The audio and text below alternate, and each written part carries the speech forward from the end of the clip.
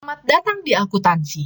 Sebelum kita membahas akuntansi secara mendalam dengan hitung-hitungan, pada pertemuan pertama ini kita harus mengetahui dulu apa itu akuntansi dan apa itu perusahaan. Referensi buku yang digunakan pada pertemuan kali ini menggunakan buku Arens dan buku Rudianto ya. Semoga kalian menikmati kuliah akuntansi.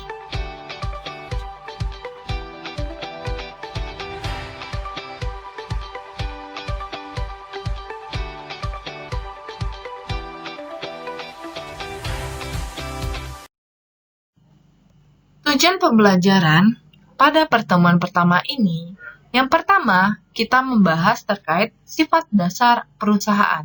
Nah, yang kedua, apa peran akuntansi dalam bisnis. Nah, yang ketiga, pengelompokan akuntansi. Nah, yang keempat, siapa pemakai informasi akuntansi. Nah, yang kelima, standar akuntansi keuangan Indonesia. Pembahasan yang pertama yaitu mengenai sifat dasar perusahaan. Di sini kita harus mengetahui dulu apa itu perusahaan. Nah, perusahaan itu sendiri yaitu suatu organisasi dengan sumber daya dasar atau yang disebut juga dengan input seperti bahan baku dan tenaga kerja di mana digabung dan diproses untuk menyediakan barang dan jasa atau yang disebut juga dengan output untuk pelanggan. Nah, tujuan dari kebanyakan perusahaan adalah memaksimalkan keuntungan atau yang disebut juga dengan profit. Nah, keuntungan atau profit tersebut adalah uang yang diterima dari pelanggan atas barang atau jasa yang dihasilkan atau yang disebut dengan penjualan. Nah, dikurangi dengan biaya yang dikeluarkan untuk input yang digunakan guna menghasilkan barang atau jasa yang disebut juga dengan beban. Tiga jenis usaha yang bertujuan mencari keuntungan. Yang pertama, usaha jasa, yaitu usaha yang menyediakan jasa untuk pelanggan. Contohnya, Garuda Indonesia merupakan usaha transportasi. Lalu, Telkom Indonesia merupakan usaha jasa komunikasi. Selanjutnya, yang kedua dari jenis-jenis usaha, yaitu usaha dagang, di mana usaha yang menjual produk yang diperoleh dari pihak lain ke pelanggan. Contohnya Alfamart, yaitu usaha yang menjual barang-barang umum keperluan sehari-hari. Nah, yang ketiga, yaitu perusahaan manufaktur, di mana merupakan usaha yang mengubah input dasar lalu mengubahnya menjadi produk. Contohnya yaitu Astra International, merupakan usaha yang memproduksi kendaraan. Dari ketiga jenis usaha, yaitu usaha jasa, usaha dagang, dan usaha manufaktur, untuk pertemuan sebelum UTS mata kuliah pengantar akuntansi 1, kita membahas terkait akuntansi pada perusahaan jasa. Selanjutnya, pertemuan setelah UTS mata kuliah pengantar akuntansi, kita membahas terkait akuntansi pada perusahaan dagang. Untuk perusahaan manufaktur sendiri, itu dibahas lebih lanjut pada pengantar akuntansi 2. Selanjutnya, kita membahas terkait dengan tujuan pembelajaran kedua, yaitu peran akuntansi dalam bisnis.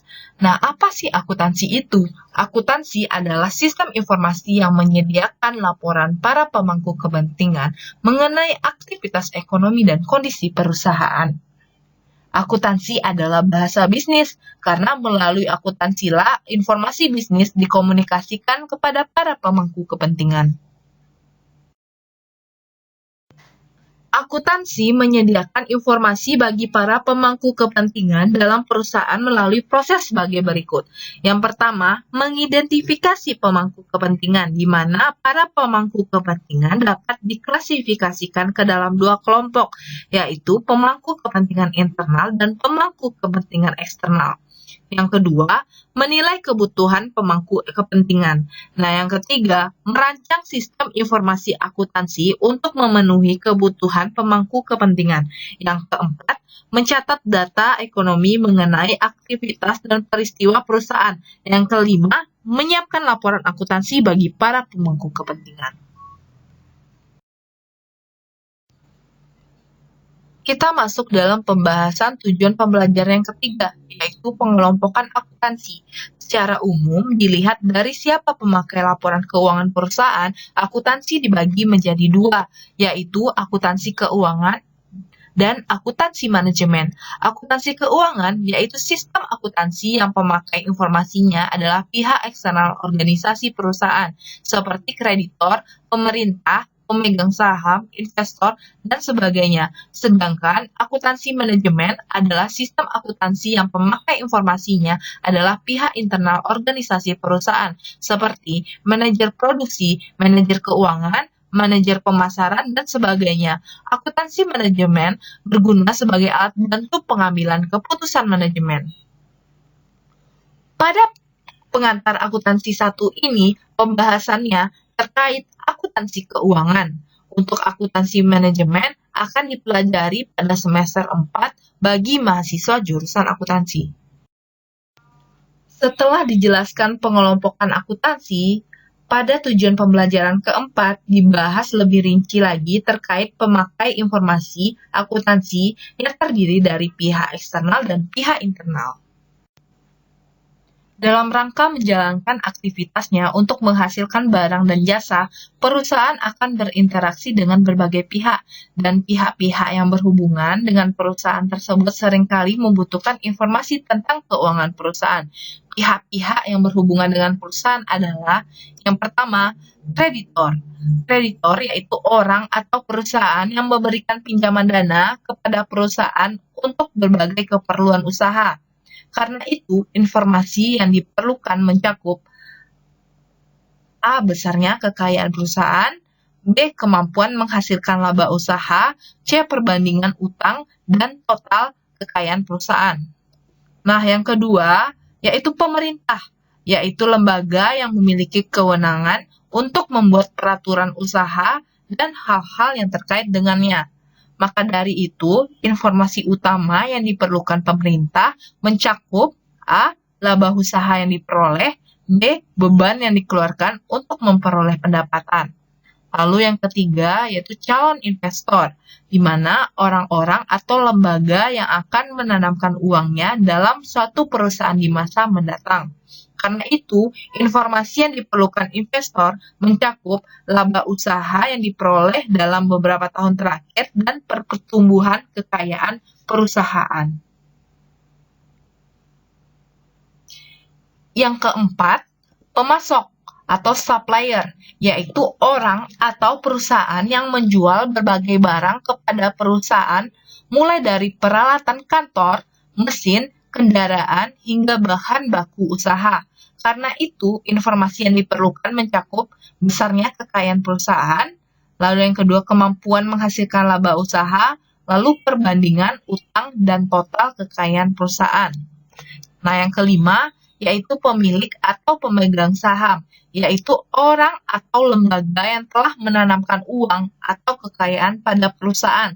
Karena itu, informasi utama yang diperlukan adalah laba usaha yang diperoleh dan perubahan kekayaan perusahaan dalam beberapa tahun. Yang keenam, manajer produksi, yaitu orang yang bertanggung jawab terhadap keseluruhan proses menghasilkan produk dalam suatu perusahaan. Sebagai pihak internal perusahaan yang bertanggung jawab terhadap proses produksi, manajer produksi memerlukan informasi tentang keseluruhan biaya maupun rincian biaya yang diperlukan untuk menghasilkan produk perusahaan. Nah, yang ketujuh yaitu manajer pemasaran, yaitu orang yang bertanggung jawab terhadap keseluruhan proses pemasaran produk perusahaan, mulai dari promosi, distribusi, hingga pelayanan purna jual. Sebagai pihak internal perusahaan yang bertanggung jawab atas pemasaran produk perusahaan, manajer pemasaran memerlukan data biaya produksi dari setiap produknya guna menentukan harga jual produk tersebut dan rincian biaya pemasaran untuk mencari alternatif biaya pemasaran yang paling efisien bagi perusahaan tanpa mengabaikan efektivitas pemasarannya. Dan yang terakhir yaitu ke-8, berbagai pihak internal perusahaan lainnya yang memerlukan data dan informasi keuangan lainnya yang harus disediakan oleh akuntansi. Karena kita sedang mempelajari pengantar akuntansi 1 yang membahas terkait akuntansi keuangan, pada tujuan pembelajaran yang terakhir dijelaskan standar apa yang mengatur akuntansi keuangan. Akuntan keuangan mengikuti standar akuntansi keuangan atau yang disebut dengan SAK dalam menyiapkan laporan keuangan.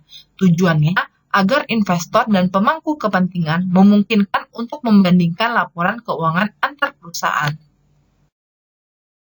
Pernyataan Standar Akuntansi Keuangan atau PSAK diterbitkan oleh Dewan Standar Akuntansi Keuangan di bawah naungan Ikatan Akuntan Indonesia atau IAI. Sejak 2012, PSAK mengacu pada Standar Pelaporan Keuangan Internasional atau International Financial Reporting Standard (IFRS) yang berlaku efektif sejak 1 Januari 2009. Namun, beberapa modifikasi telah dibuat. Komitmen Indonesia adalah mendukung standar IFRS sebagai standar akuntansi yang diterima secara global dan berlanjut dengan proses konvergensi standar IFRS untuk meminimalisasi gap antara SAK dan IFRS. Sekian dulu pertemuan pertama kita pada hari ini. Terima kasih dan apabila ada pertanyaan, dipersilahkan.